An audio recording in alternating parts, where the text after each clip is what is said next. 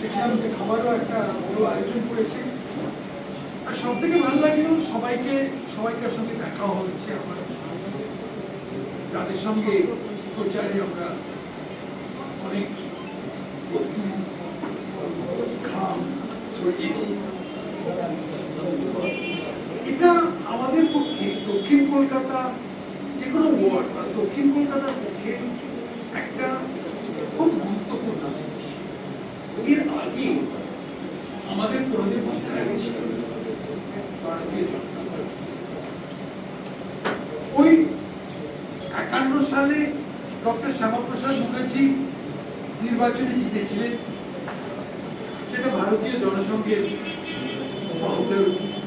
কিন্তু তারপর প্রায় 70-75 বছর ধরে আমরা নির্বাচনে কোনো সাফল্যতা করতে পারিনি। বিধায়ক কর্পোরেশনে ওয়ার্ডে ছিলাম, কিন্তু এটা এবার আমরা দক্ষিণ কলকাতায় 4টি সিট জিতেছি, 2টো বেহালা, ওয়ালিপুর আর কাশবিহার।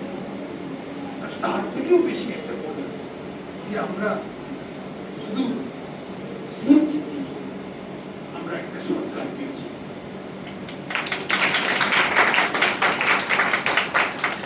প্রায় 209টা সিট, 208টা সিটে আমরা জয়লাভ করেছি। এটা অভূতপূর্ব একটা বিজয়।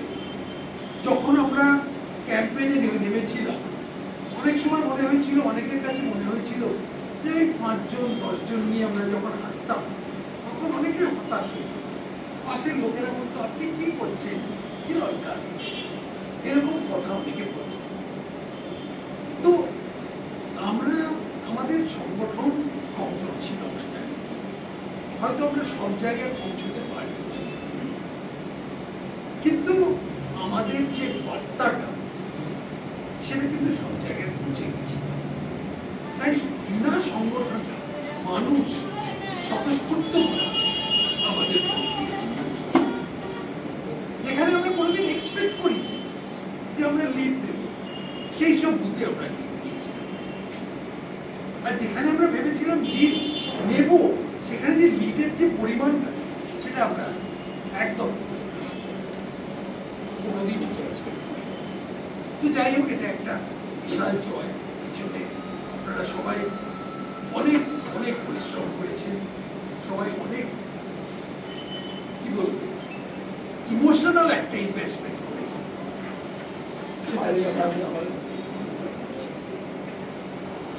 কিন্তু সামনের দিনে এই যে গুডউইলটা নিয়ে আমরা জিতলাম, গুডউইলের ভিত্তিতেই আমরা জিতেছি।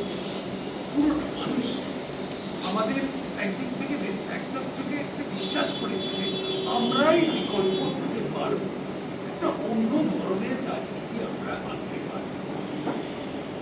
এটা খুব গুরুত্বপূর্ণ ব্যাপার, এটা আমাদের সবাইকে মনে রাখা উচিত। অনেকে মনে করে যে তৃণমূল চলে গেল, চলো আমরা রিপ্লেস করে দিই, ওদের যে ধরনের রাজনীতি সেটাকেই রিপ্লেস করে দিই, এখন আমাদের চান্স। সেটা যদি মনে করে, মনে হয় আপনি ভুল সংগঠনে এসেছেন। এই সংগঠন আপনাদের জন্য নয়।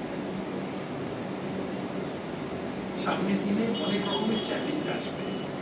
কিছুদিন আমরা দেখেছি 4 তারিখে 12টার পরে যারা বিজেপি হয়ে গেছে, তারা এক ধরনের চ্যালেঞ্জ আমাদের দিয়েছে, বদনাম অনেক করেছে তারা, সেটা মানতেই হবে।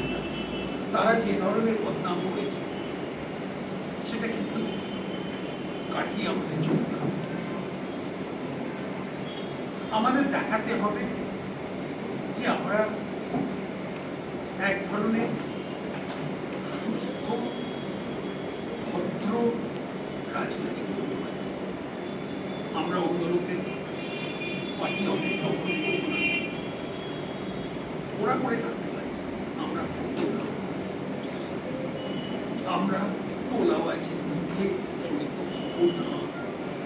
এটা কোনো কম্প্রোমাইজ নেই, কোনো কিছু।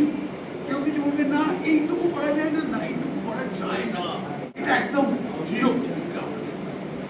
আমাদের সামনে একটা আরেকটা টেস্ট হবে, হচ্ছে কেএমসি ইলেকশন।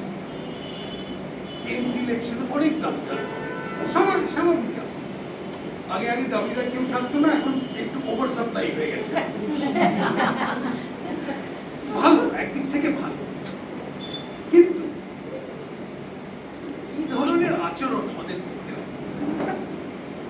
ঠিক যারাই কাউন্সিলর হয় বা যারাই কাউন্সিলর হতে চান, তারা কি ধরনের ব্যবহার, মানুষের সঙ্গে কি ধরনের সম্পর্ক রাখতে হবে, সেটাও একটু চিন্তা করতে হবে।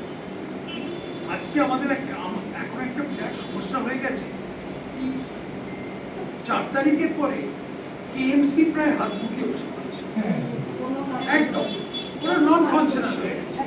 তাই আমাদের একটা দায়িত্ব হয়ে গেল এখন যে রাজ্য সরকার আর কেএমসির মধ্যে যে একটা পার্থক্য আছে সেটা লোকে ভুলে যাচ্ছে। আমার কাছে বলছে নর্দমা এখানে ব্লক হয়ে গেছে, এটা কি হয়ে গেছে। তাছাড়া তো এই যে এইটুকু একটা জায়গার মধ্যে রাজবিহারী কেন্দ্রের মধ্যে জবরদখল, মানুষের যে কত সমস্যা হয়েছে, এটা রোজ দৈনন্দিন একটা ফেস করতে হচ্ছে। এগুলো আমরা কতটা করতে পারবো? আমি খালি বলেছি যে দেখুন, একটা কোর্টের যদি একটা কাগজ থাকে তাহলে আমরা আপনাদের, তা না হলে আমরা কি করবো? কতটা ঝগড়া, আমরা তো এগুলো আর জাজ করতে পারি না, কিন্তু মানুষ আশা করছে, মানুষ আশা করছে যে ন্যায় ওনাদের কাছ থেকে। ওনারা চাইবেন না যে টাকা দিয়ে করবো। এটা একটা বড় জিনিস, কিন্তু আমাদের এটা আমরা মাথায় রেখে সামনে এগোতে হবে। আমি আশা করছি যে আপনারা যে টিম আছে আমাদের বিজেপি, এখানে অনেকে পুরনো কর্মী যারা অনেক, যখন কেউ পতাকা ধরার কেউ লোক ছিল না, তখন তারা লড়ে গেছে। ওইখানে মন্দিরাদি বসে আছেন, উনি বললেন যে যখন উনি নির্বাচন লড়েছিলেন কতজন ছিল। আমরা তাদের স্যাক্রিফাইসটা, তাদের যে কমিটমেন্টটা, সেটা সবসময় মনে রাখবো। আমি যখন পার্টি জয়েন করেছিলাম তখন আমাদের দুজন এমপি ছিল। তো অনেকে বলতো যে পাগল আছে, স্ট্রেট বলে দিত পাগল, নিজেকে কেন নষ্ট করছো? ঠিক আছে, কে পাগল কে সুস্থ সেটা দেখা যাবে, সামনের দিনেই বোঝা যাবে। তো আপনারা এই পরিবারের মধ্যে যুক্ত হয়েছেন, এটা আমাদের পরিবার।